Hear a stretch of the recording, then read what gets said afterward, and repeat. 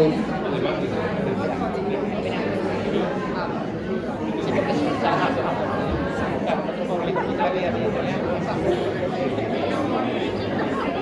A la radio de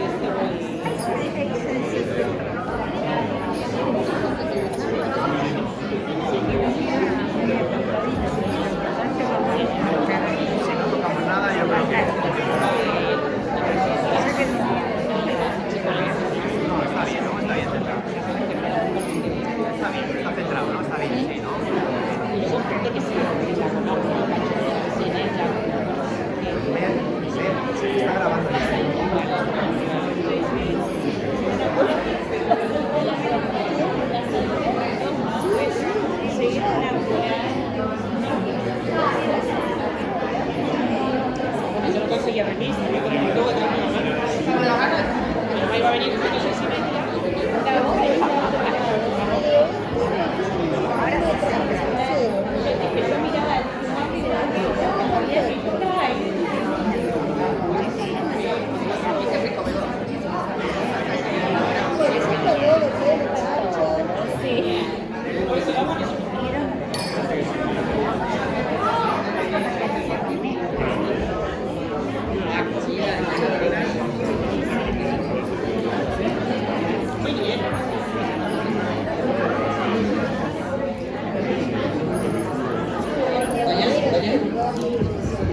Buenas noches. Ahí sí, ahora sí. Un poquito más. Ahí. ¿Me escuchan? ¿Qué tal? Ahí en el fondo, muy bien. Bueno, muy buenas noches, buenas tardes, buenas noches a todos. Llegó el día. Llegó el día y un día muy especial. Hoy, para los que no saben, es el Día del Libro en Argentina. Mientras estos días hablábamos con Mercedes, le dije, ¿sabés que justo el día de la presentación, mirá qué manera de celebrarlo, ¿no? Una manera hermosa, presentando un libro. Mi nombre es Florencia Trimarco, yo soy editora de Penguin Random House, soy la editora del libro de Mercedes, por el cual estamos aquí hoy. Y en primer lugar quiero agradecerles a todos por venir esta tarde, acercarse a este evento muy especial para Mercedes. Y agradecerle desde Penguin a la Asociación Amigos de Villocampo, especialmente a Javier, con el que hemos charlado un montón sobre esta novela y que nos brindó un apoyo y un valor enorme. Así que muchas gracias, Javier, por todo eso y porque podemos estar aquí hoy. Estamos junto a Mercedes, que es la autora del libro, y a María Rosa Lojo, que voy a presentarlas brevemente. Seguramente las conocen, pero bueno, para aquellos que no, nunca está de más. María Rosa Lojo es autora también de La Casa, tiene una obra muy prolífera, muchos libros publicados de poemas, de novelas, colecciones de cuentos. El último libro de cuentos publicados es Así los trata la muerte, Voces desde el cementerio de la Recoleta, también por Penguin Random House. Y su obra fue traducida en muchos idiomas, también incluidas en antologías, y es una referente de la ficción histórica literaria. Se centró sobre el protagonismo de las mujeres en la historia y es autora de Las Libres del Sur, que se publicó en 2004, que es la primera novela publicada sobre Victoria Ocampo. Por eso nos pareció que era de sumo interés que ella estuviera aquí esta noche en la presentación de este libro. Y bueno, esa novela fue traducida al italiano y también tuvo un recorrido muy interesante, también fue traducida en el inglés. María Rosa obtuvo muchísimos premios, no los voy a nombrar todos porque estaríamos muchísimo rato aquí sentados. Reconocimientos a la trayectoria, se doctoró en Letras por la Universidad de Buenos Aires, actualmente es directora académica de los Centros de Estudios Críticos de Literatura Argentina en la Facultad de Filosofía y Letras y Estudios Orientales de la Universidad de El Salvador y es profesora del doctorado en la misma universidad. Es miembro correspondiente de la Academia Norteamericana de la Lengua Española y miembro de honor académica de honra de la Real Academia Gallega. Y en 2 de junio, hace muy poquito, Recibió el diploma de personalidad destacada de Buenos Aires en el ámbito de las letras, otorgado por la legislatura de la Ciudad de Buenos Aires. Así que es un gran honor para nosotros que ella esté acá y sea parte de esta presentación.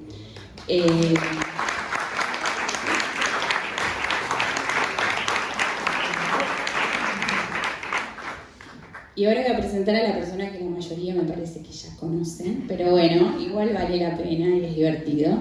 De esto se trata también, presentar un libro. Mercedes García Ochoa nació en Buenos Aires y de los 3 años a los 6 vivió en Santiago de Chile. Yo ese dato no lo conocía hasta que me contaste por acá. Después su familia regresa a la Argentina y se establece en San Isidro. Ella cursa la carrera de periodismo y empezó a trabajar en Radio Splendid, de donde pasó al diario El Cronista Comercial a cubrir temas de comercio exterior, Mercosur e industria, entre otros. Junto a su labor en El Cronista, realizó colaboraciones en Radio América, corresponsalías en los diarios brasileños O Globo, Estado de San Pablo y Foja de San Pablo. En 2002 se mudó a San Sebastián, en España, y en Donosti es donde ella empieza a jugar con la escritura. Así, de esa manera, lo expresó tan lindamente. Y en uno de esos frecuentes y necesarios viajes que hizo aquí a San Isidro para visitar a la familia, a ver a su mamá, la madre la trajo a Villocampo y algo pasó, no se sabe bien, pero bueno, algo tiene que ver por lo que estamos acá también. Hubo un día en el que se volvió en una lectora compulsiva de Victorio Ocampo. Tras 6 años de residir en San Sebastián, se trasladó a Barcelona y allí cursó un curso de narrativa y novela durante 3 años en el Ateneu. ¿Lo digo bien? ¿Ateneu? Muy bien. Y empezó a darle forma al libro por el cual estamos acá todos esta tarde. Así que, sin más preámbulos, les voy a pasar primero la palabra a María Rosa, que va a hablar un poco de la novela. Y después, bueno, vamos a abrir un poco el juego a las preguntas, que me parece que hay muchas. Así que, bueno, muchas gracias a todos.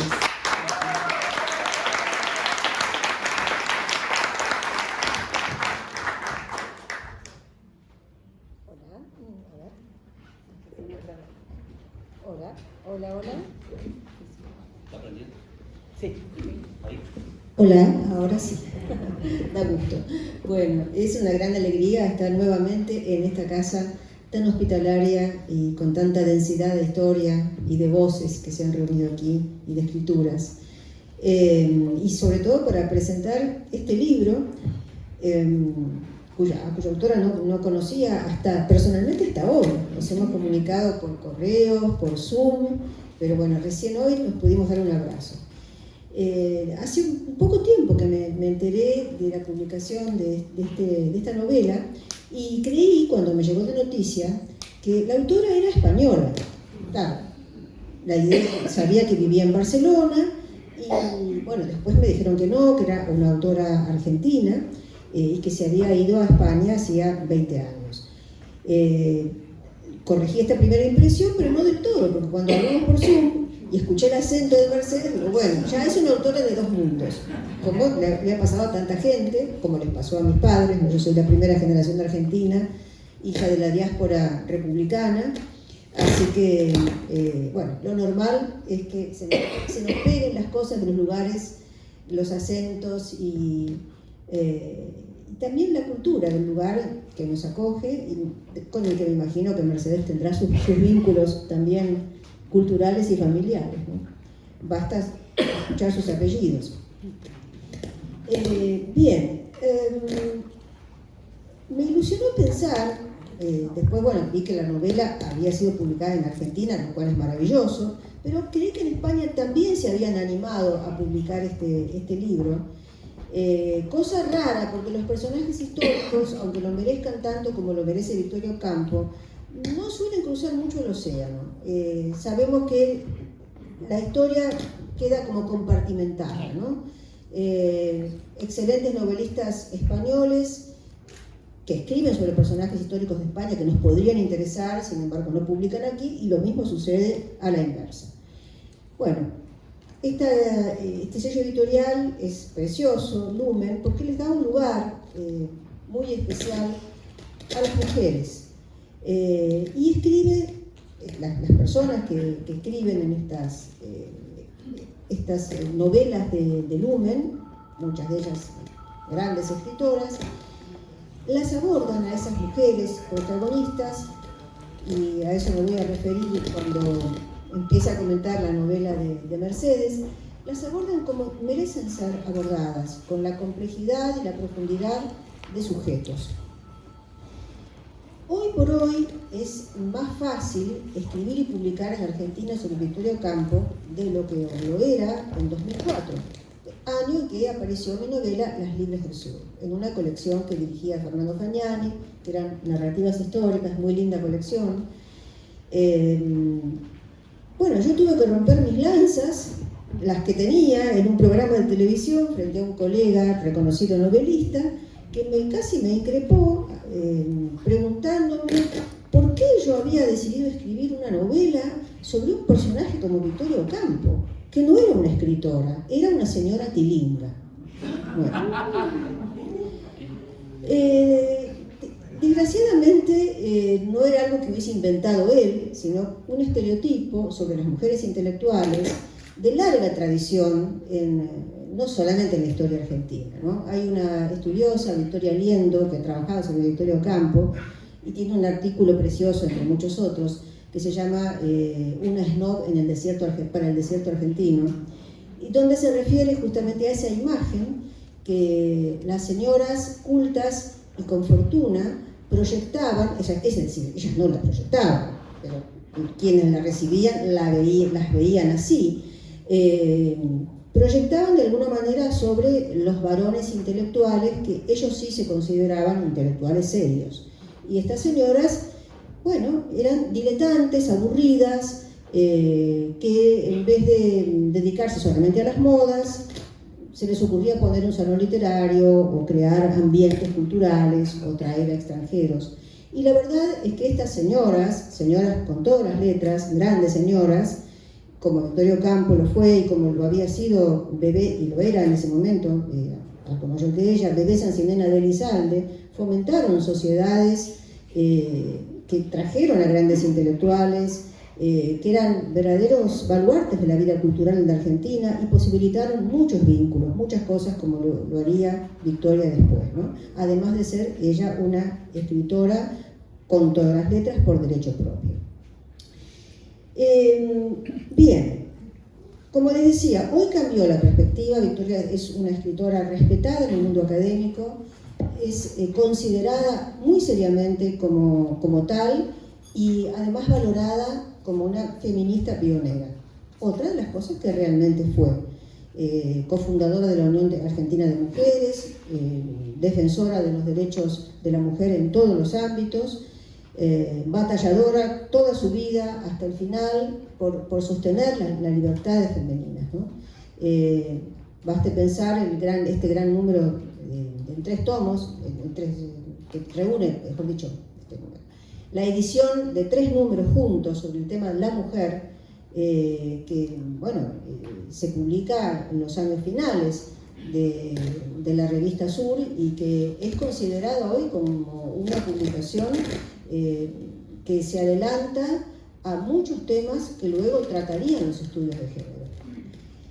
Bueno, la novela de Mercedes, como ella lo ha señalado en un reportaje que escuché hace muy poquito en CNN, es de las pocas ficciones literarias que existen sobre nuestro personaje.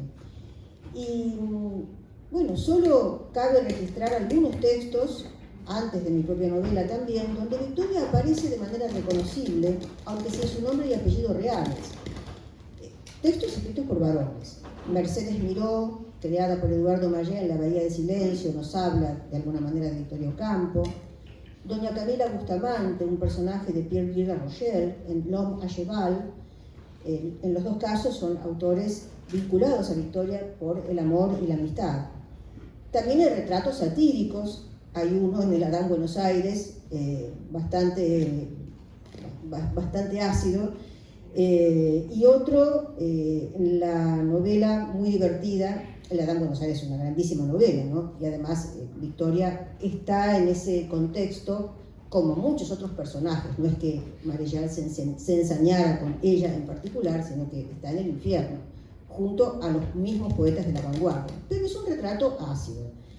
Y también tiene algo de ironía y de acidez el retrato de doña Ayohuma Castro Allende de Orzábal Martínez, que es un personaje de una novela muy graciosa, La historia funambulesca del profesor Landormí, de Arturo Cancela. Y después vendrán otros textos, La lengua del malón, de Guillermo Sacomano, que fue el escritor con el cual discutí en ese momento, que sí la abordó con su nombre y apellido y que hace un retrato que creo que es injusto y reductivo. No deja de ser una novela y el autor tiene derecho a escribir lo que le parezca, pero creo que no le hace justicia al personaje del que Mercedes y yo nos ocupamos desde otro punto de vista muy diferente. Ambas novelas, la de Mercedes y la mía, tienen en común muchas cosas, y una es que las dos se focalizan en la mirada femenina, en la subjetividad de Victoria y las mujeres que la rodean. No están miradas desde afuera, sino desde su intimidad, sus reivindicaciones y sus conflictos. Las dos novelas se complementan, diría yo, por eso bromeábamos con Florencia, comentábamos, bueno, podemos crear un combo Victoria Ocampo y vender los dos libros juntos, porque tratan... estrategia de marketing. Sí, la verdad es que tratan momentos totalmente complementarios de la vida de Victoria.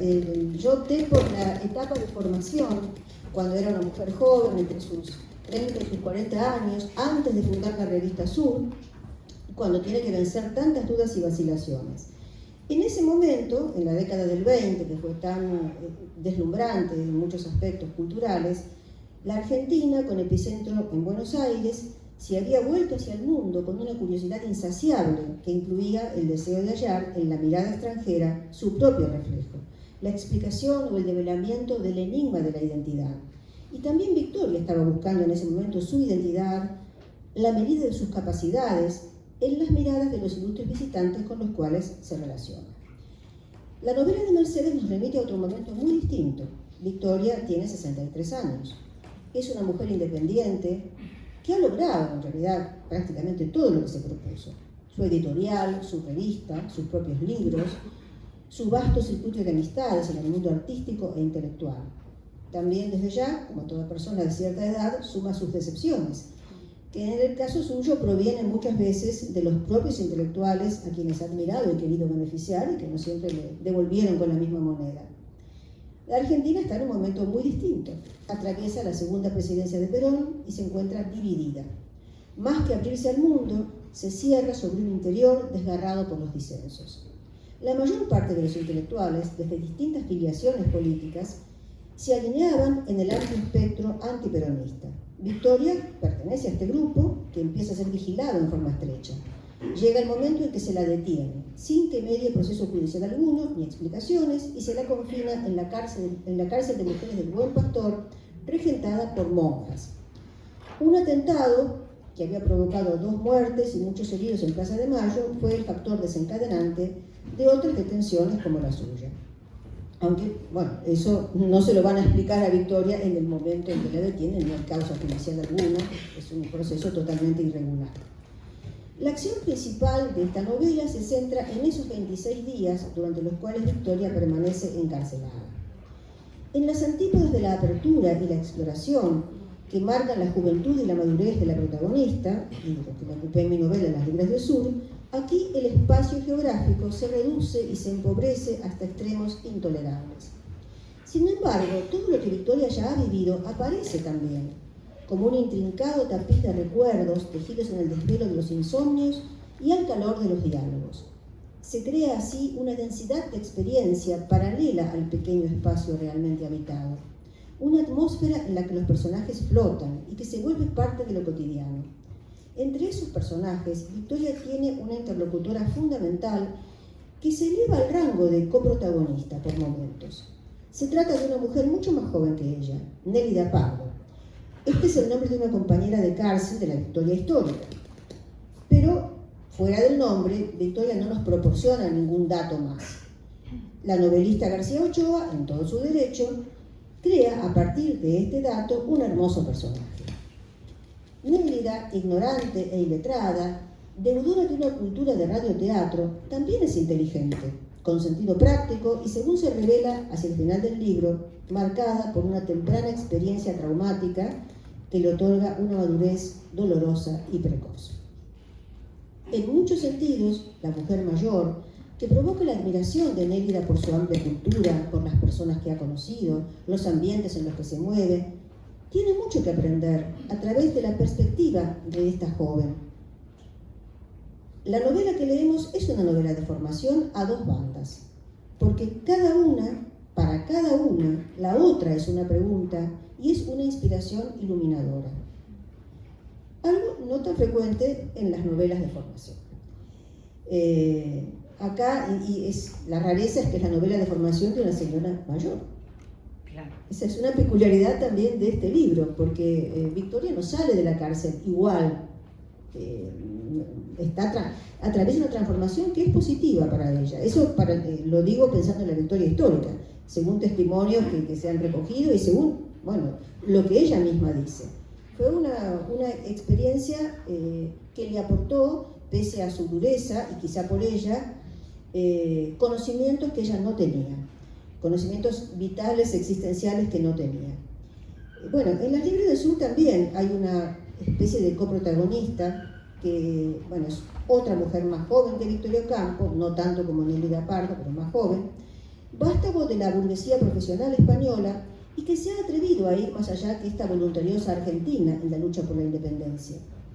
Porque la Victoria Ocampo, entre sus 20 y sus 30 años, que también aparece en esta novela, todavía es una mujer que se atreve a muchas cosas, pero no a todas. Es una mujer que ha renunciado a su deseo de ser actriz porque no quiere lastimar a su padre, que además la amenazó con saltarse la tapa de los sesos el día que su hija pisara un escenario, una declaración tremenda, de la que Carmen Bray se ríe un poco. Dice, pero usted no sabe que los padres nunca hacen esas cosas que dicen.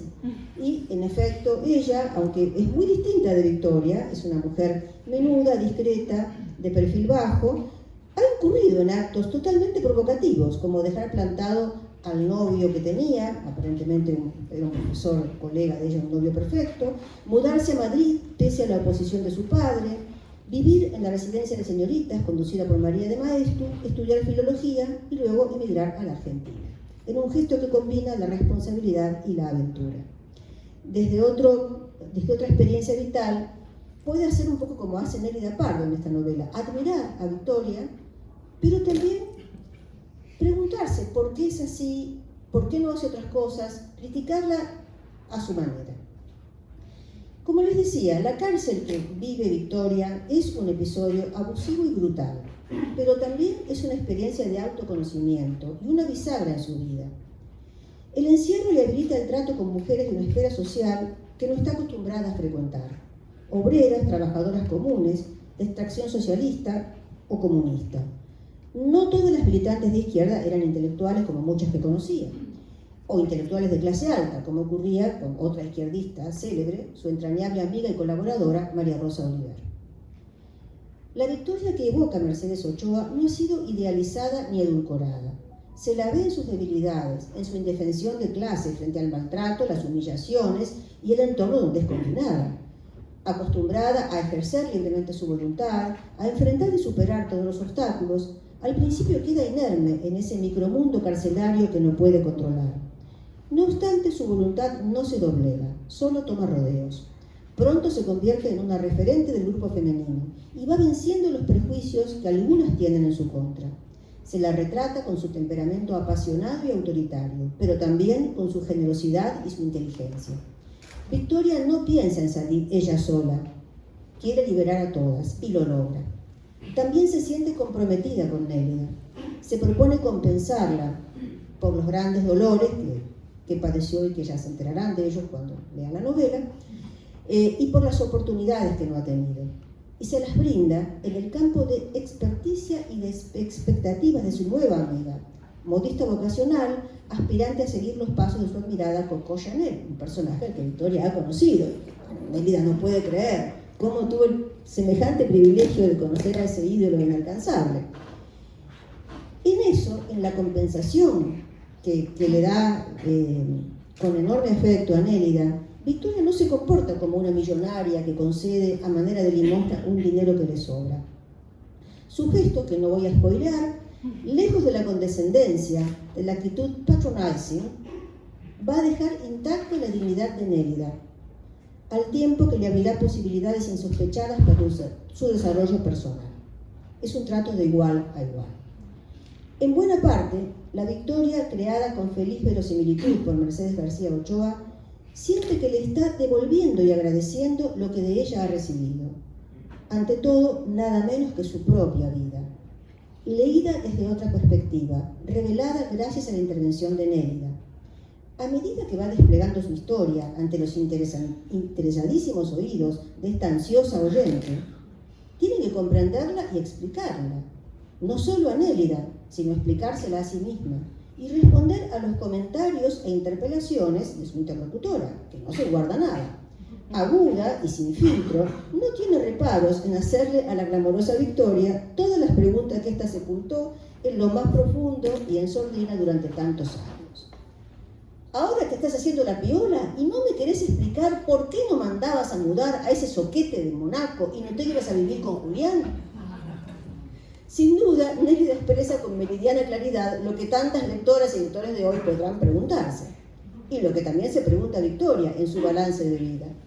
Los barrotes invisibles de otra cárcel, la de las convenciones sociales de su clase y de su tiempo, la del amor a sus padres y el buen nombre de su familia, ofrecen una primera respuesta. Pero su introspección no se quedará ahí. Avanzará inquietante para seguir reflexionando sobre las paradojas del timing, de los tiempos vitales. En realidad, cuando todos aquellos obstáculos ya habían desaparecido o estaban a punto de hacerlo, la oportunidad de iniciar una vida juntos con su gran amor, Julián Martínez, había pasado también. En 1929, Victoria avanza rápidamente por el camino que la llevará a su empresa fundamental, la construcción de Sur, revista y editorial, y el diseño de una trayectoria que le exige sus recursos materiales y todas sus energías vitales, que moviliza su deseo como ninguna otra cosa o ser sobre la tierra. Era un diseño que inexorablemente excluía a Julián, no por voluntad explícita de Victoria, sino por su propio peso. Los amantes habían compartido una parte del camino y no podían proyectarlo hacia adelante. Los intereses divergentes, las distintas maneras de envejecer, separarían sus mundos, como lo estaban separados los cuartos, cada uno con su baño, de ese departamento en París donde pasaron una temporada antes de la definitiva ruptura. La otra pregunta, la más dolorosa, solo puede avanzar hacia lo contrafáctico. ¿Qué hubiera pasado si? Si Victoria hubiese querido y podido, a su debido tiempo, blanquear ante el mundo su relación con Julián, para lo cual quizá tendría que haber nacido en otro medio y otra época. Si el hijo imposible de Julián, el que Victoria no quería concebir, a pesar de querer tanto tener un hijo con Julián, que es lo más doloroso, si ese hijo hubiese nacido, si otros roles y otros compromisos, la maternidad y la paternidad deseadas, hubieran logrado consolidar ese vínculo en una unión perdurable. Sabemos, claro, cómo terminó todo en la vida de nuestro personaje, pero lo que este libro nos quiere revelar es cómo nace la decisión de contarlo. ¿Qué factores desencadenaron la decisión de que Victoria retomara su obra más personal, la que me hizo descubrirla como espléndida escritora? La decisión de que incluyese como parte central una de las más bellas, intensas y lúcidas descripciones del amor-pasión que nos ha ofrecido la literatura, y que guarda como un tesoro ese tomo titulado La rama de Salzburgo. La novela de Mercedes nos deja sabiamente ante sus mismas puertas, y voy a leer ese fragmento.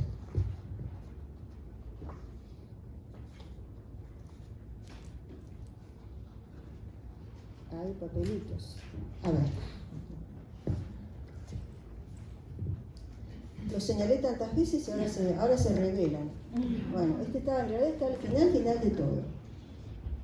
Ya era hora de que la autobiografía que había comenzado incluyera una de las partes más trascendentales de su vida. Agarró la pluma y en una hoja nueva empezó a escribir. En los primeros días de abril, 4 meses y medio después de casada, me encontré por primera vez con J en Roma. Gracias, Mercedes, por traernos esta nueva historia.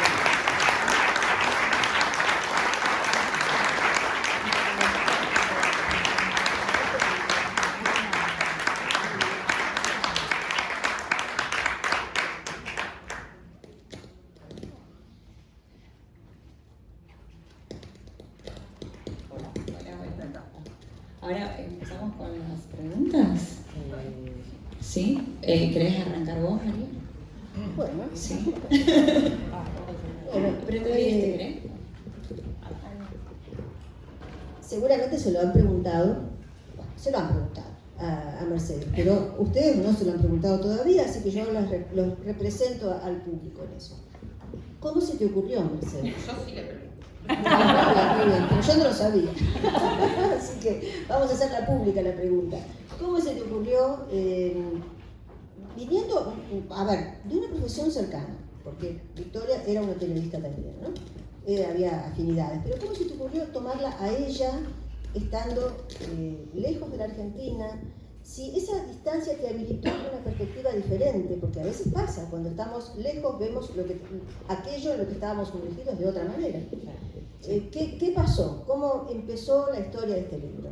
Mira, Muñoz Molina, bueno, ante todo, mil gracias por venir. Están todos invitados a Barcelona, ¿no, cariño? No todos juntos, ¿no? Claro. Muñoz Molina, un escritor que me gusta mucho, voy a intentar hablar argentino, tiene una frase que dice que la extranjería aguza la mirada. No se dice agudiza, se dice aguza. Y a mí me parece muy cierta.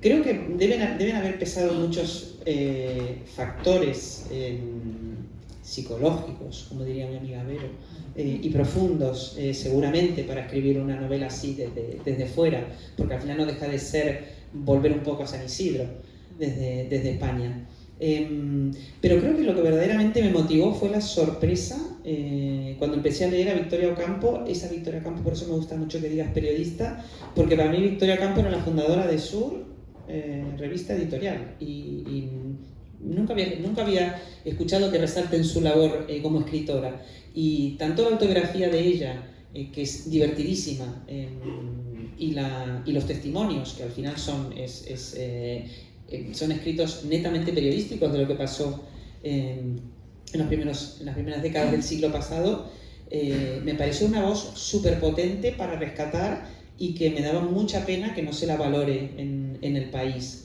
Y a la vez era consciente que había muchísimo ensayo sobre ella, más allá de su obra. Está esta casa donde uno fácilmente puede aprender más sobre su figura, pero me parecía interesante lograr una aproximación a ella desde un punto de vista un poquito más humano, que justamente resaltara su personalidad, que la llevó a ella a ser la persona tan fundamental para la literatura argentina del siglo pasado, pero que lo hiciera desde rescatando la otra cosa que a mí me llama muchísimo la atención de ella, que como una persona de su extracción social y la cantidad de dinero que tenía, dedicó su fortuna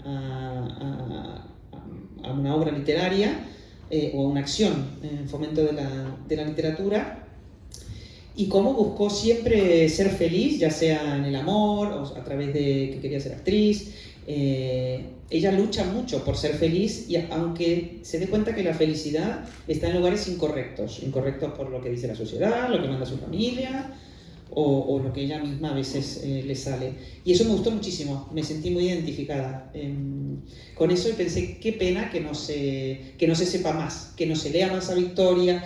Y también me preguntaba muchas veces por qué no escucho música clásica, por ejemplo, que me encanta pero no entiendo nada. Luego lees libros como El sonido del tiempo, es The Noise of Time de Julian Barnes, que habla sobre Shostakovich, y empezás a querer escuchar todo sobre Shostakovich. Lo dijo en una radio el otro día, pero Leonora Carrington es una pintora que a mí no me gustaba, y a partir de un libro de una biografía de Poniatowska empecé a bucear sobre su obra. Y eso me gusta muchísimo, cómo a veces el poder de la literatura puede hacer dos cosas muy importantes. Una, desde la ficción, acercarse, como dice mi adorado Vila Matas, mucho más a la verdad que desde la no ficción. Y luego cómo puede hacer que entres en contacto con un área, una época o un personaje que de entrada no te hubieras acercado, porque de entrada supones que no tenés nada en común o no te conmueve, y que alguien logre que te conmueva tanto, como dice Borges en las frases del principio, que te mueva tanto como para que te lleve a querer leer más sobre ese personaje. No sé si respondí, pero una cosa que... La respuesta es estupenda y muy completa, pero bueno, está abierta. Sí, yo voy a hacer algo innovador, que es, la gente le pregunta a la autora, pues acá la autora va a hacer una pregunta al señor Javier Negri, que es el presidente de Fundación Sur, que me ayudó muchísimo, nos ayuda muchísimo con un montón de cosas, entre ellas una lectura hiperminuciosa del manuscrito que nos ayudó muchísimo en todo sentido, Javier. Y claro, es un especialista en Victoria Ocampo, entonces da mucho miedo desde el periodismo abordar un personaje que es real, porque una ya está programada para intentar ser fiel a la realidad. Si bien está, como decía Flor, uno está jugando, uno está haciendo ficción. Cuando se lo da el manuscrito a leer a Javier Negri, más allá de que piensa, ¿estará bien escrito o mal?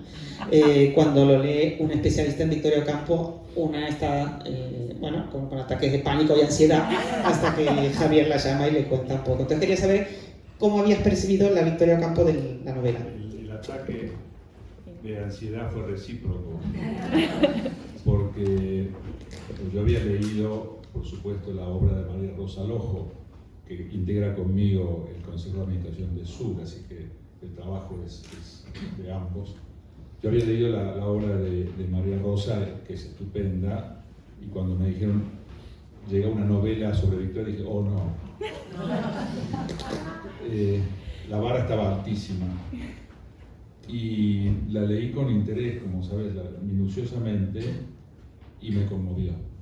Me conmovió sobre todo porque has analizado un periodo de la época de la vida de Victoria muy difícil para ella, y como dice bien María Rosa, a ella la cambió, la hizo ver algo que existía, pero cuya existencia para ella había pasado inadvertida, que es la existencia de un modo de ver el mundo absolutamente diverso a que veía Victoria. Y me parece que ese enfoque es, que hayas ahondado en ese periodo tan oscuro, tan tremendo, me parece que es excelente idea. Creo que, como también dijo María Rosa, porque pensamos lo mismo, muchas cosas, como ven, escribir sobre Victoria hoy es más fácil que lo era hace 20 años. Y eso es un esfuerzo muy grande sobre el cual María Rosa, yo y la gente que trabaja en la Fundación nos podemos atribuir la paternidad, porque hemos tenido que remar contra muchos preconceptos, lo de Guillermo Sacomano en su, ¿no? De que Victoria era una señora que coleccionaba figuritas, que coleccionaba, en España dirían, usan otra palabra para figuritas, pero cromos.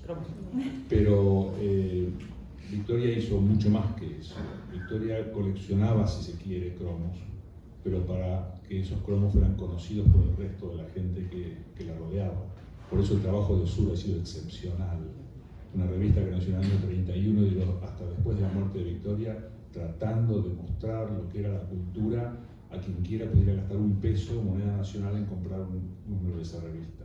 Así que yo te agradezco esta especie de homenaje implícito, enorme que has hecho a favor de Victoria, a favor de la causa de Victoria, dibujándola como un ser humano, con sus dolores, sus pesares, sus miserias. Hay una escena en el libro que me conmovió, que es la escena, bueno, no quiero, como dice María, spoilear el libro, verbo que detesto, pero no es de otra mano.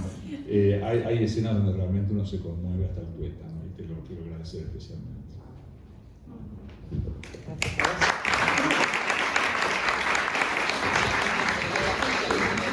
Estaba fuertísimo. No sé si alguien tiene ahí preguntas. Me dijeron que había preguntas del público. ¿Ahora están temerosos? Sí, claro, por supuesto. A ver, espera, te alcanzo el micro. Sí, hay. Si no, lo fuerte. Acá se escucha. Quería saber cuánto hay de mi hermana. Ahí ahí adentro. ¿Y qué cosas sentís vos que tenés de Victoria, digamos? Ya contaste un poquito en la respuesta anterior, pero así en particular, no esas cositas que pusiste de nombres de mi hija, con otro nombre, pero ¿no está Lucía?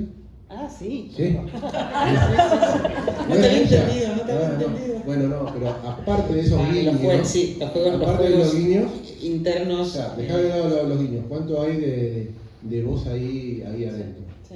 De todas maneras, hacé muy bien en recordármelo, porque me hizo un comentario hoy antes de entrar y dije, mira, son cosas que no había pensado, no había rescatado.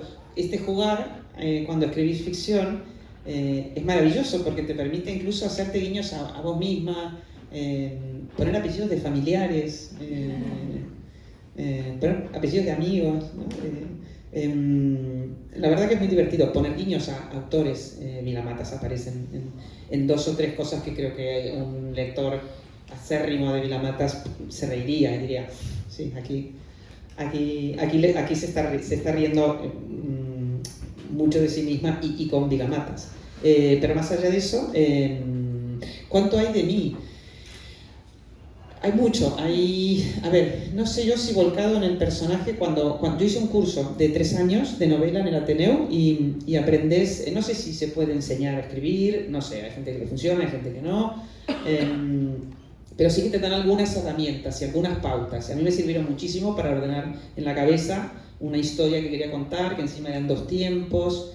Y esta gente, entre las cosas que te decía, por ejemplo, la voz del narrador, conseguir un estilo propio, trabajar un estilo propio, y bueno, lo intenté hacer, e intentás también que los personajes sean autónomos. El de Victoria está reconstruido en base a 1000 cosas.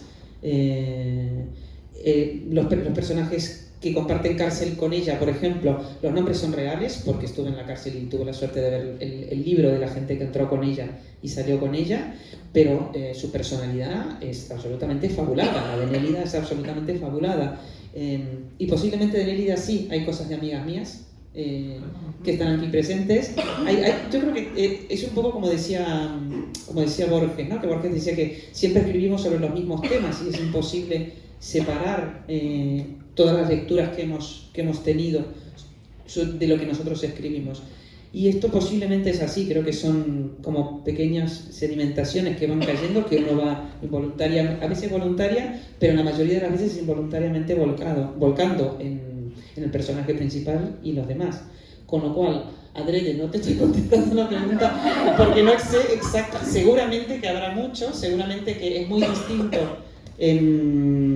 leer la novela de alguien que no conocemos que leer la novela de alguien que conocemos, porque de entrada escuchar su voz y entonces uno muy ilusionado llama al escritor y le dice es como escucharte a vos, y uno se quiere matar porque justamente lo que estaba intentando, ¿no?, la figura del narrador, los personajes, pero bueno, inevitablemente yo creo que todo, viniendo del periodismo, es curioso que diga esto, pero bueno, yo creo que todo es ficción y todo es subjetivo y siempre, y gracias a Dios, la voz de cada uno está en todo lo que dejamos, y eso es bonito porque es una manera de trascender, ¿no?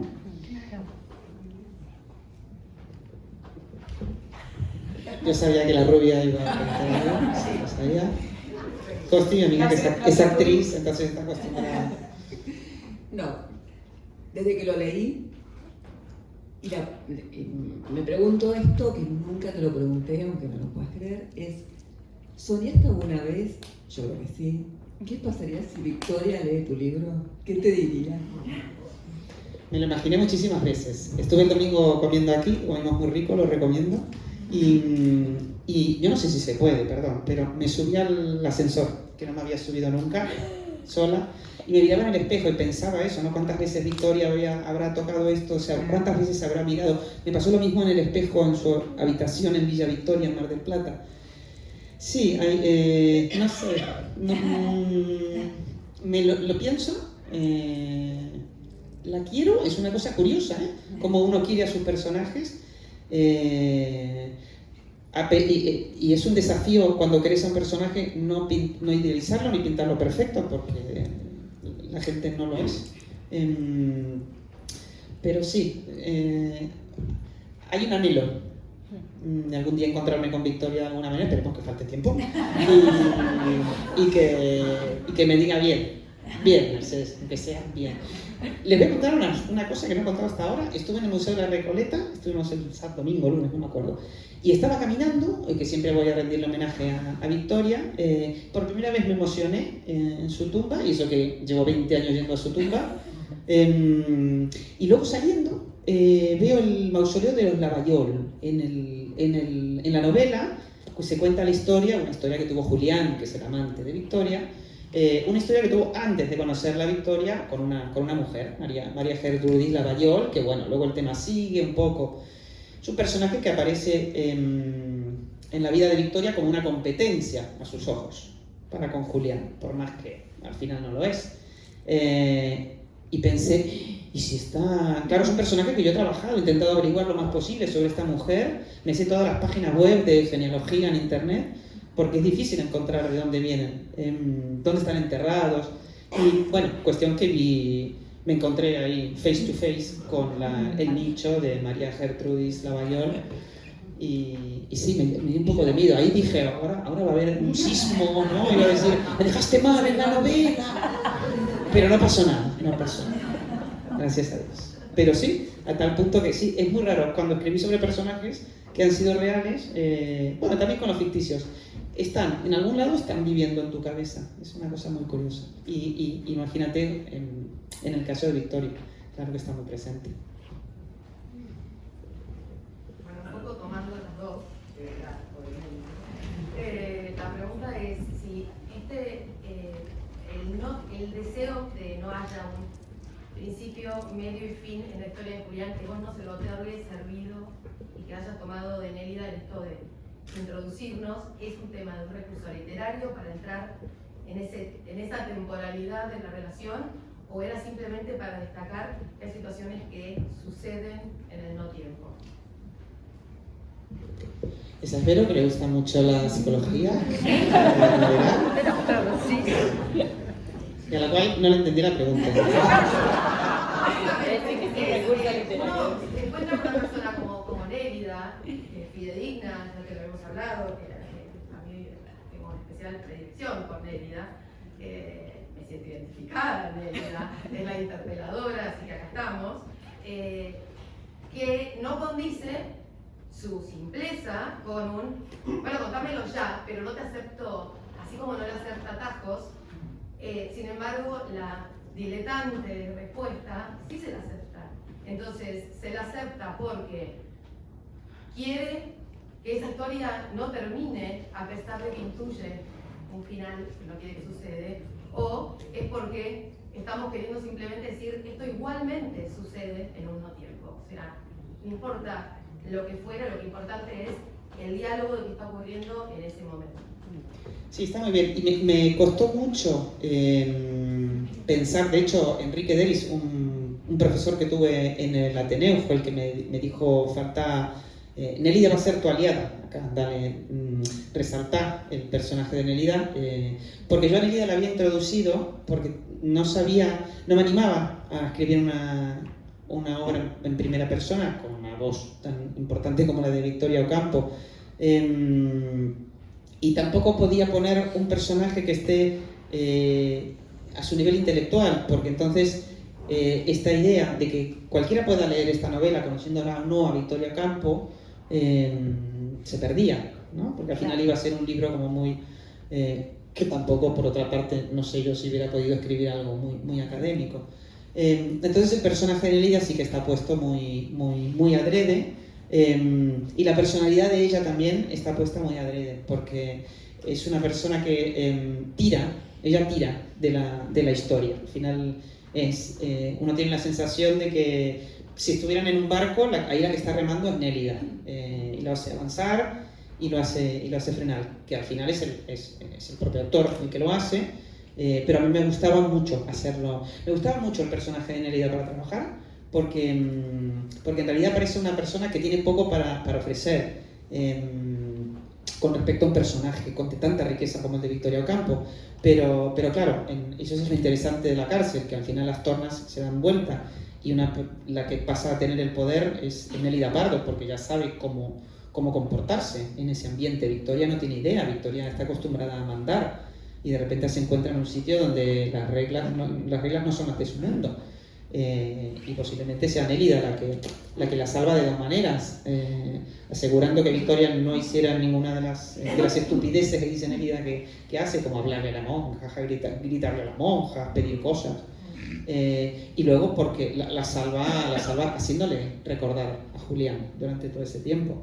Y con respecto al final, Ricardo Piglia, que es un escritor que me encanta, él hace mucho hincapié en que por qué intentamos, ¿no?, ponerles un final, ¿no?, un lacito a las historias, porque al final las historias son como la vida, y la vida tiene un final, que sabemos cuál es. Pero bueno, en las relaciones muchas veces a lo largo de nuestras vidas, pues hay gente que tendrá una y que tendrá 10 relaciones, pero las relaciones no siempre acaban de una manera. Y este libro, y creo que lo que pasó entre Victoria y Julián es una prueba de ello, y que es también bonito pensar qué hubiera pasado si no hubieran tenido que luchar contra tanta cosa, ¿no? Porque al final muchas veces el hecho de tener que estar empujando algo nos hace fuertes, y si en algún momento nos quitan esa pared que estamos empujando, podemos correr el riesgo de quedarnos sin fuerza. Entonces es un poco lo que plantea esta novela, y el tema de los encierros reales y los encierros que tenemos mentales, y cómo en el caso de Victoria ese encierro físico que fue la cárcel la ayudó también en alguna medida a salir o a darse cuenta, pensar, analizar los encierros mentales que había tenido en su vida anterior, en especial en su relación con Julián. Ese fue el momento de la bisagra que dijo la señora, la bisagra que ella tiene en ese momento.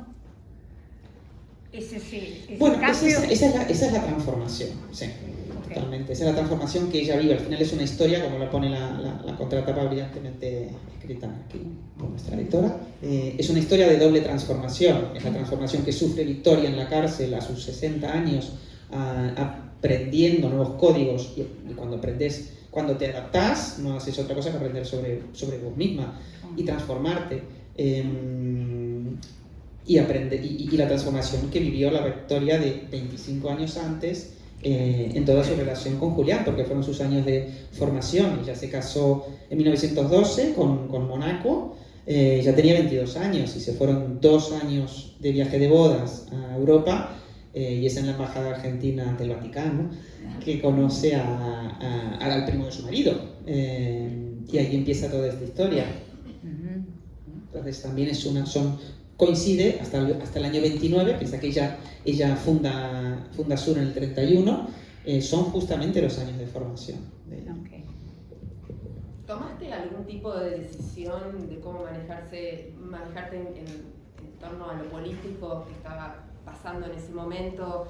Dijiste, bueno, no, cuento mucho, tomo una posición, digo cuál es la mía o cuál sería a través de Victoria, o no quisiste ahondar mucho en eso. Mi objetivo, es muy difícil escribir una novela que transcurre sobre un personaje que Perón mete preso.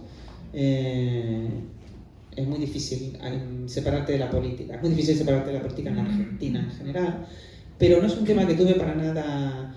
Fui consciente del peligro de que se bajara línea en la novela por parte del narrador o por parte del autor. Si Perón decide meter presos a 200 intelectuales después de las bombas, es un hecho histórico. Creo que en ningún momento se dice el tiránico presidente, no. Al final, mi anhelo, espero haberlo logrado, es que cada hecho y cada personaje hable por sí mismo en cuanto a las cosas reales son las cosas reales que ocurrieron, y en cuanto a cosas que sí imaginé, como yo puedo decir que Victoria fue una persona intempestiva, pero con decir que Pepe Bianco le dice que la extraña y ¿cómo se dice? Y aporrea puertas solamente para pensar porque la extraña, eso ya te da la pauta. Pero sí, es un tema, el tema el tema político está en la novela, pero no está, no, creo que está reflejado en el contexto histórico y en lo que le ocurre a los personajes. No pretende nada más y creo que no hace nada más. Y además me gustaría recordar y recalcar que esto es un libro de ficción, ¿no? Con lo cual a veces cuando la gente pregunta, bueno, Victoria, hombre, hay excelentes biografías de Victoria Ocampo, que además abarcan toda su vida, porque estas abarcan, y después de leer mi libro pueden luego comprar una biografía de Victoria Ocampo, pero es una obra de ficción, entonces también siendo verdadero y real lo que muchas veces se cuenta, al final, donde hay creación y donde hay intención, es en el relleno entre todas esas cosas, entre los puntos reales. Claro, yo quiero saber qué que vos tenés de Victoria Ocampo. O sea, hay mucho, al leer la novela y al conocerte, hay muchas formas que veo parecidas. Quiero saber vos qué sentís de eso y si eso hizo que la eligieras para escribir tu primera novela. Me pregunto si alguien escribe una obra de ficción sobre un personaje que no le guste, no lo sé, o que no se sienta de alguna manera identificado, o que no le llame la atención de alguna manera, no sé, es probable, pero en mi caso, sí, a mí yo cuando leí la autobiografía de Victoria, que se la recomiendo a todo el mundo, es interesantísima. Sí, me sentí muy identificada. Más allá de... Me sentí sorprendida porque me pareció una persona muy seria, pero muy divertida. Pero sobre todo me sentí identificada, no digo que yo lo sea. Sí. Pero me sentí identificada con estas ganas de luchar, de hacer las cosas a pesar de lo que se supone que tiene que hacer, de lo que se supone que hace la otra gente. Y en definitiva creo que ha sido una persona que ha luchado por ser feliz y eso parece una estupidez, pero bueno, verlo plasmado con tanta claridad en su autobiografía, bueno, me sentí muy identificada y me gusta hablar sobre eso. Se enlaza con tu pregunta para saber un traductivo. Hola, ¿qué tal, Celia? ¿Cómo estás? ¿Cómo logra ella vincularse con tantos poetas y escritores famosos y que vienen y la visitan y tienen mucha comunicación con ella? ¿Cómo lo logra? ¿Está yendo al mundo, visitando el mundo? ¿Cómo? Porque tenía gente muy famosa. Sí, no te olvides que ella tenía una revista que fue fundamental, o sea, la revista Sur fue uno de los principales medios de comunicación, medios literarios. Entonces, detrás de eso, te lo puedo decir como periodista. Yo trabajé en el diario El Cronista, era súper joven, y llegabas a gente y tratabas temas que uno no es consciente, pero sí, la gente no te está viendo a vos, está viendo un medio. A la vez, Victoria era una persona inusualmente erudita, era una gran intelectual. Venía de un extracto también que facilitaba que ella hiciera viajes, conociera gente, tenía amistades que abren las puertas de otras amistades. Y yo creo que es un cúmulo de cosas, no es un solo factor.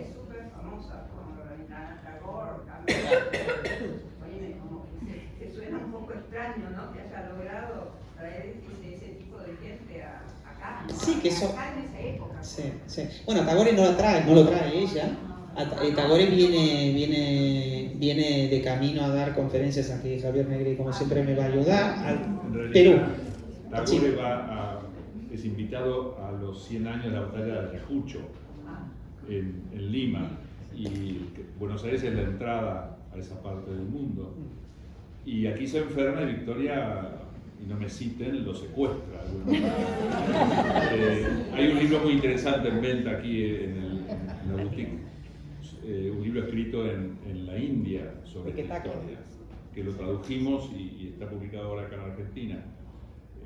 Que es un libro curioso porque, bueno, puedo hablar horas de esto, pero Tagore viene a la Argentina, no es que Victoria lo llame. Hay otros intelectuales que se acercan a Victoria porque leen Sur, es el caso de Thomas Merton. Y son otros, en cambio, Victoria los conoce a través de Ortega, a quien ella conoce aquí en Buenos Aires. Y va armando este largo recorrido de intelectuales que es espectacular. Yo creo que no hay figura en el siglo XX en el mundo que tenga un recorrido semejante.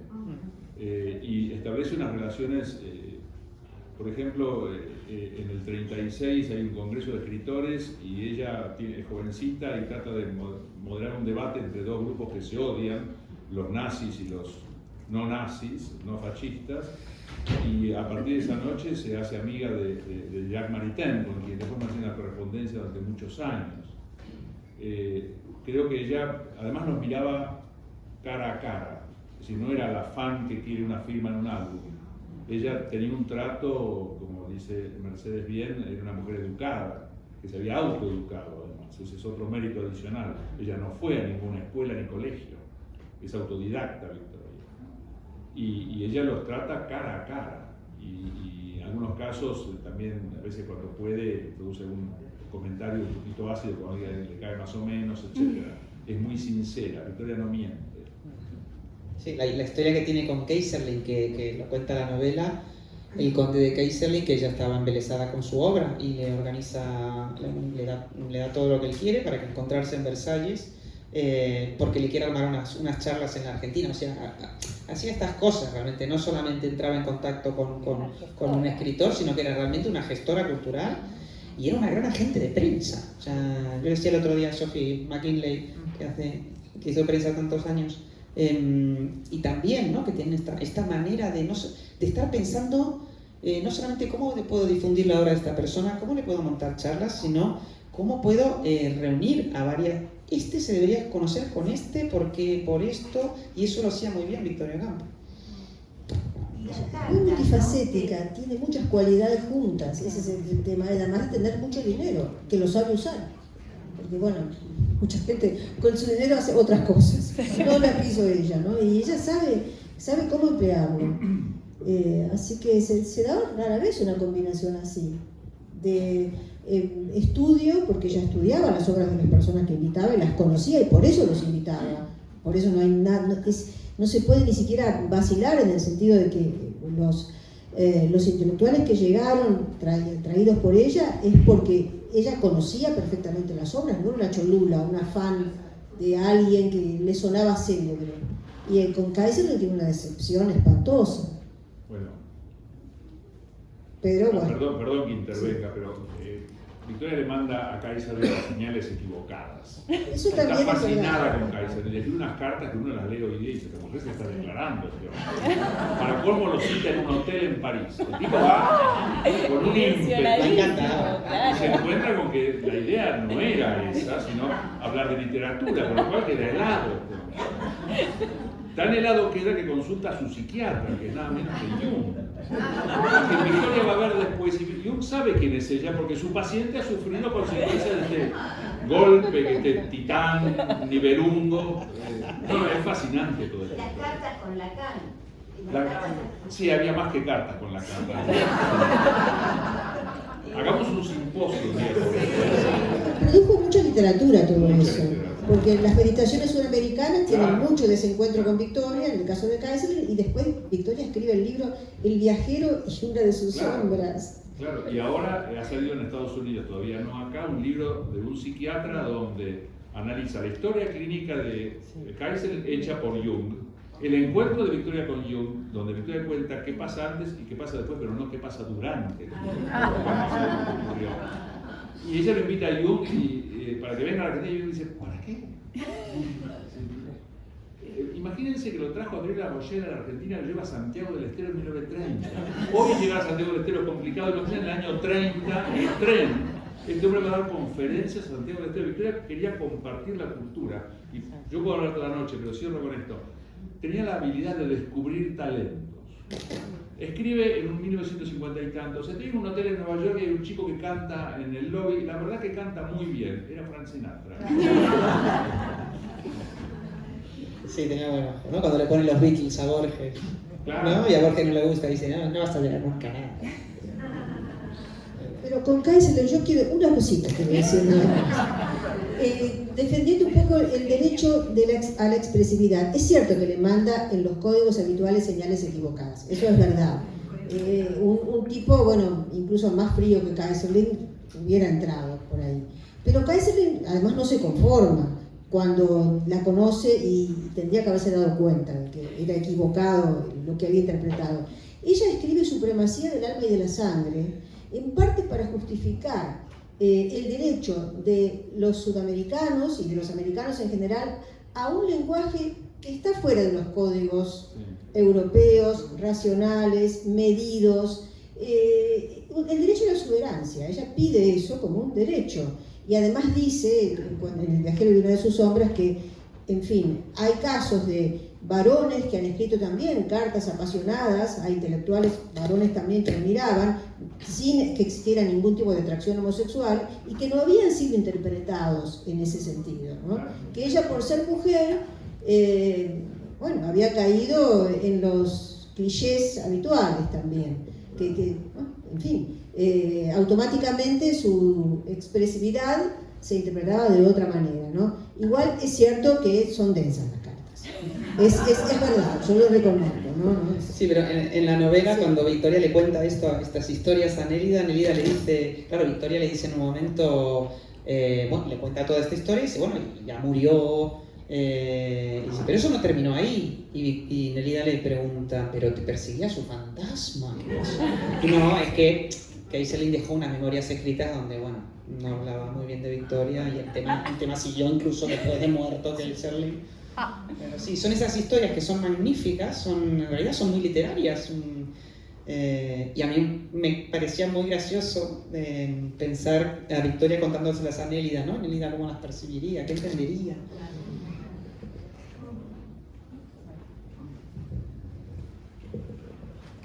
Ustedes al corregirle la obra a Mercedes vieron como muchas cosas de periodista que tenía que pasar a escribir de cierta manera o... No, de hecho yo mientras todo transcurría en la presentación pensaba que te voy a hacer una pregunta en base a lo que ella pregunta. Por ningún momento yo empecé a leer el manuscrito y como un montón de manuscritos que nos pasa que bueno, uno empieza a leer y a veces se engancha y a veces no, y este fue no lo podía dejar de leer. Fue como, bueno, acá hay algo. ¿Te llegó a vos? Sí, me re gustó y le fui a mi jefe diciéndole, sí me gusta. Y por lo general no me pasa, con lo cual era doblemente entusiasmante. Así que en ningún momento percibí que fuera algo en el registro distinto a una novela. Y en ese sentido, mientras la presentación ocurría, yo quería preguntarte si vos sentís que la novela, el escribir la novela te transformó de alguna manera, porque cuando repasaba tu biografía y vos hablabas del periodismo y de Victoria como periodista, y es como, hubo algo en tu forma, uno escribe, vos siempre has escrito desde distintas disciplinas, si la novela te transformó de alguna manera en el plano de la escritura y si te transformó de alguna manera en el plano personal, íntimo. Que puedas compartir. No como las cartas. De la escritura tuve momentos en los cuales decía, qué bien escribo. Bien. Y momentos que decía, lo quemo todo. Pero sí que cuando tenés la suerte, siempre decir lo mismo. Si jugás un poquito al fútbol y te ficha el Real Madrid, si tocas la guitarra y viene Keith Richards y te dice, si escribís y viene Penguin y te dice que lo quiere publicar, eso te llena. Una siempre es consciente de lo que ha hecho. Y como todos los escritores, soy muy lectora y sé las distancias enormes que hay, todo el camino que tengo para recorrer. Pero sí me sentí muy bien, me sentí muy halagada. Hasta que llegaron las galeradas, que es cuando uno está maquetada la novela y uno dice, es que mejor ya no lo puedo hacer. Y tiene 48 horas para corregir, ¿no?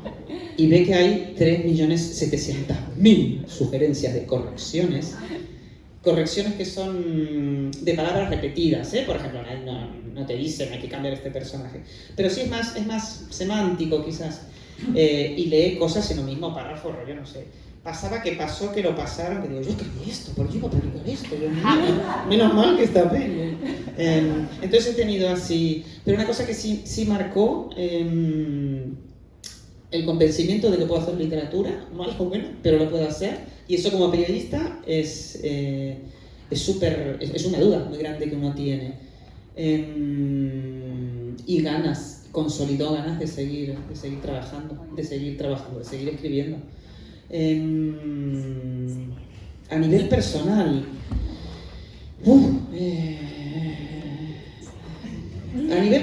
creo que es más... Mira, quizás darte cuenta que el tiempo va pasando, que queda poco tiempo y que quiero más de estas cosas, más lograr hacer cosas que quiero hacer, y que, bueno, me voy a poner críptica, pero sí, hagámoslas ahora, porque bueno, esperemos, toquemos madera, no quede mucho tiempo, pero sí que una con los años, yo sé que estaréis sorprendidos de saber que tengo 40 y 10, pero sí que con los años una se vuelve muchísimo más reflexiva, bueno, lo cual también creo que la enriquece a la hora de escribir, pero sí, creo que me ha hecho una persona más autorreflexiva. No digo que sea más sabia, por Dios, pero sí que me hace autorreflexiva, porque el hecho de escribir es absolutamente autorreflexivo, por más que estés escribiendo sobre alguien más. Y ese ejercicio solo, yo creo que ya te enriquece y te cambia muchísimo. Sufrido, ¿no? Bueno, hay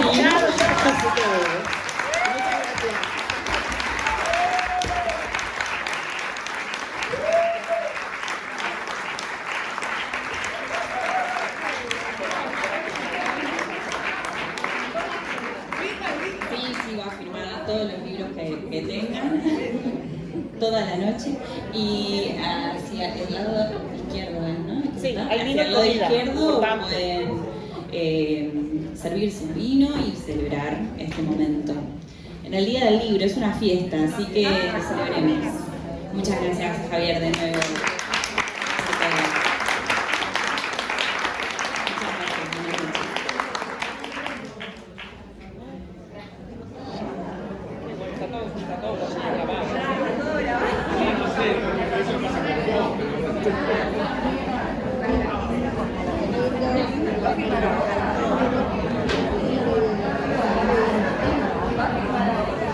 Guardamos, ¿no?